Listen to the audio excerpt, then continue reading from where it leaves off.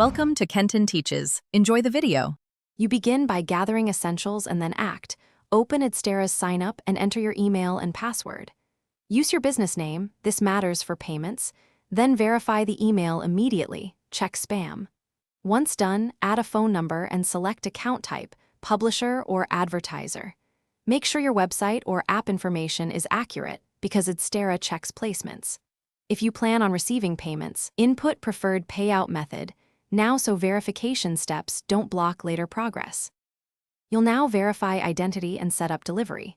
Follow the email link and enter the SMS code if prompted.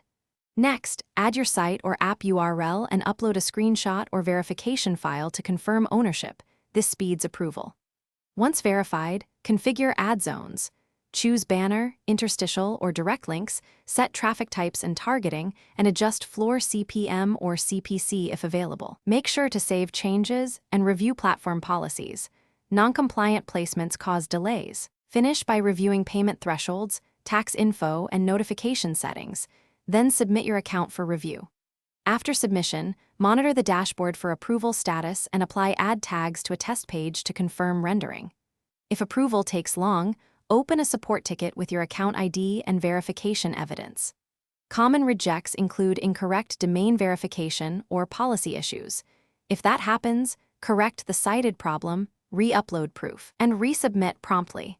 Explain changes in the support message to speed re-evaluation. Thanks for watching. Please subscribe if this video was helpful.